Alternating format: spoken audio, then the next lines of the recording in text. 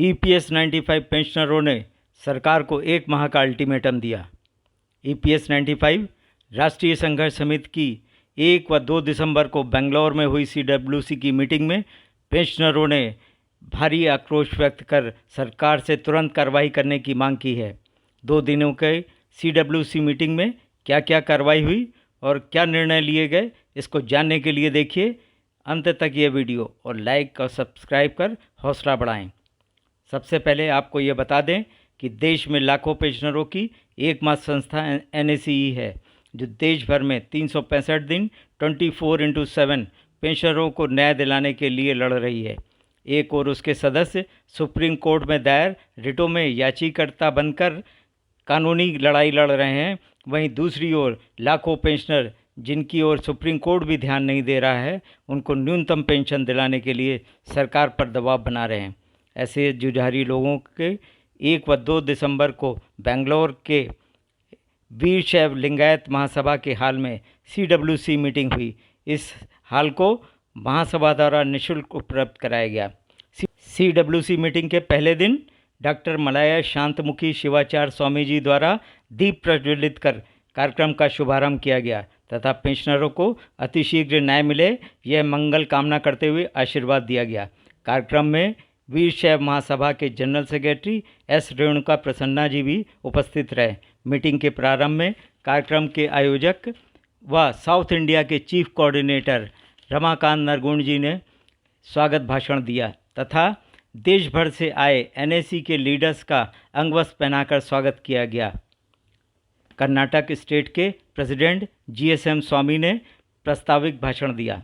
NAC chief commander Ashok Rao ji ने doctor शांतमुखी स्वामी के सामने देश भर के पेंशनरों की व्यथा और एनएसी द्वारा किए जा रहे कार्यों से संबंधित परिचय कराया।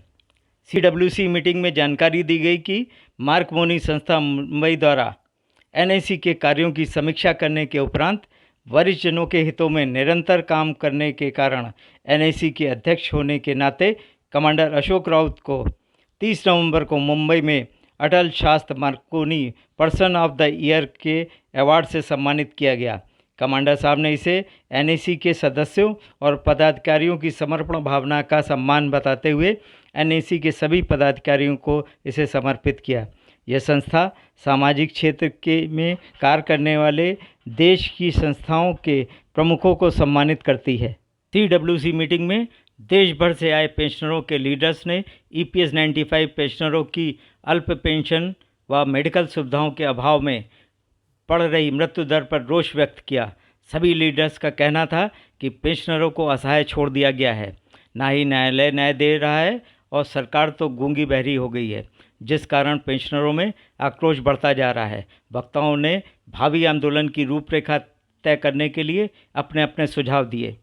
मीटिंग को मुख्य रूप से सर्वश्री डॉक्टर पीएन पाटिल, राष्ट्रीय मुख्य सलाहकार, Tapan Dutta chief coordinator east India, Subhash Pokharkar संगठन मंत्री, पंजाब से जतिंदर वीर सिंह, महाराष्ट्र से एसएन आम्बेकर, डीएम पाटिल, तेलंगाना से श्री लक्ष्मी करवाड़ी, तमिलनाडु से पी बालाजी, आंध्र प्रदेश से पीआर बाबू, उत्तराखंड से सुरेश डंगवाल, राजस्थान से योगेंद्र शर्मा, जयपाल पंजाबी, छत्तीसगढ़ से एजाजुर रहमान, हिमाचल से पीसी शर्मा, गुजरात से अशोक पटेल, उत्तर महाराष्ट्र से जीके जाधव, नारायण महाराज बावरेडे, महिला फ्रंट की श्री शोभा आरस, सरिता नारखेड़े, कविता भालेराव, वैशाली वनसोड़े,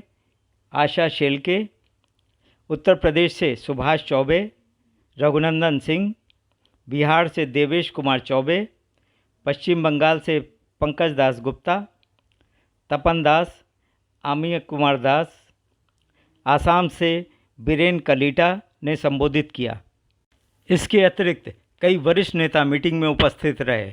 दिल्ली से रमेश बहुगुणा, पंजाब से कमलजीत सिंह, महाराष्ट्र से कमलाकर पांगरकर, विनायक तेंदुलकर, दादाराव देशमुख, बीएस नारखेड़े, उत्तर प्रदेश से शोभा दास, राजस्थान से टीडीएस चौहान, उत्तराखंड से सुभाष शाह आदि उपस्थित रहे। एनएसी के लीडर्स में नेतृत्व के गुणों के विकास के लिए आईटी एक्सपर्ट श्री मंजुनाथ जी ने प्रैक्टिकल वर्कशॉप आयोजित कर प्रदर्शन किया। एनएसी के लीडर्स की श्री शाहपुरकर ने अपनी प्रतिभा का परिचय देते हुए गायन प्रस्तुत किया। उनका साथ तबले पर एस.एन. कुलकर्णी और हारमोनियम पर नरसिम्हा कुलकर्णी ने दिया।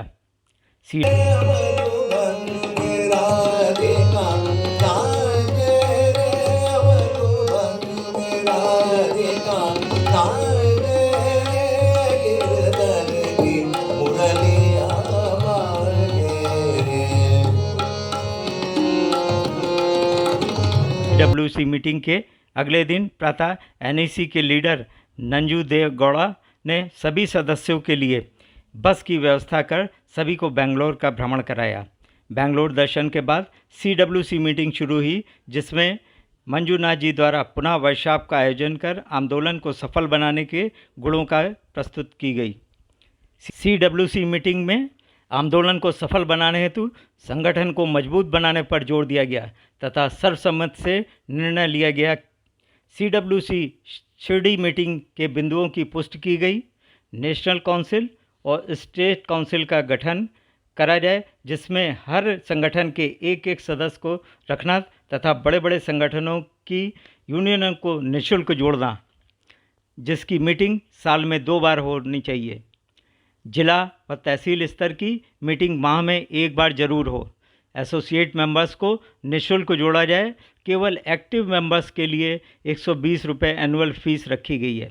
विभिन्न CWC meeting to be conducted twice a year. Number 1. One time, मैं बोलता हूँ बाद में. Next, state level, national level, council meeting should be conducted twice a year. Next, monthly meeting should be conducted at district level, taluka level, all phases. Every month, the meeting to be conducted in all the phases. This is regarding proposal or conducting the meeting. Second point, finance management. Regarding finance management, एक जो है कुछ associations रहते हैं, उन लोग affiliate होते मगर हम मेंबर नहीं बनते। ये कुछ लोग होते हैं एसोसिएट, ओनली एसोसिएट बनेंगे। वो एसोसिएट मेंबरशिप भी हम वेलकम करेंगे। Number 2, active member as usual हम जो कर रहे हैं। हमारी समितियों का गठन भी किया गया। समन्वय समिति, वित्त समिति, आंदोलन समिति, आचार समिति। समिति के सदस्यों के नामों की घोषणा कमांडर अशोक राव जी द्वारा बाद में की जाएगी। भावी आंदोलन की रूपरेखा तैयार की गई ताकि पेंशनरों को शीघ्र लाभ मिल सके।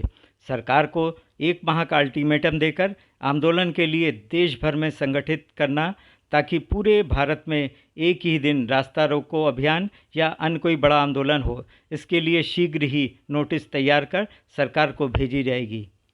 मीटिंग को राष्ट्रीय महासचिव वीरेंद्र सिंह रजावत ने संबोधित कर पेंशनरों के हित में जुट जाने की अपील की। लेकिन जो है हमारे मराठी में कहते हैं कि वो कहते हैं कि फट गया बम भाग गए हम, क्या बम फटा और फौरन भाग गए कमांडर साहब को छोड़ के। इसलिए जो है आप हृदय से यहाँ से नाभि से कहिए, नाभि से जो आपको आपने कहा है वो आपको करके दिखाना है, वो आप कीजिए। और वो कैसे होगा? लीडरशिप के बारे में एक और सेंटेंस छोटा सा, हमारा लीडर हमको दिशा दिखा रहा है। एक CWC हुई है, एक प्रकार से इसको अधिवेशन ही कहेंगे, इसमें बहुत सारे रेजोल्यूशन पास किए गए। वह निश्चित रूप से सफल होगा और हमें निश्चित रूप से हमारी मांगे बहुत जल्दी मंजूर होगी। इसमें बिल्कुल भी हमें शंका कुशंका करने की बात नहीं है। वेस्ट बंगाल से तपन दत्ता ने भी सभी आगंतुकों का मार्गदर्शन किया। NAC chief commander Ashok Raut ने CWC के संदेश को अपने अपने राज्यों में ले जाकर आंदोलन के लिए तैयार रहने को कहा। जो ऐसा इनडिसिप्लिन होगा, हजारों लाखों लोगों के भावनाओं के विरुद्ध जो काम करेगा, उसको संगठन में जगह नहीं होनी चाहिए और उसका रिकमेंडेशन करेगी इथिक्स कमेटी, जिसको भी। और अगर न्याय नहीं मिला तो आप सबकी तैयारी है रास्ते पे आने की है। और जो इस बार हम जो भी करेंगे उसमें संख्या दिखनी चाहिए, बिना संख्या का कुछ नहीं होता है। महाराज आपने बोला, अच्छा बोला, लेकिन वैसे संकल्प के साथ वैसी संख्या चाहिए अंबेडकर साहब। तो हम सभी लोगों को इसमें बड़े जोर से हिस्सा देना पड़ेगा।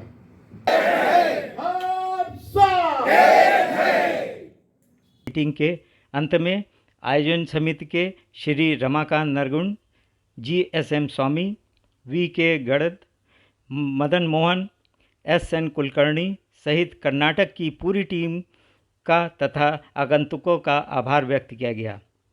आप भी NSC लीडर्स का हौसला बढ़ाने ताकि अपने अपने राज्यों में जाकर पेंशनरों को संगठित कर सरकार पर दबाव बनाएं और सोई हुई सरकार को जगाएं।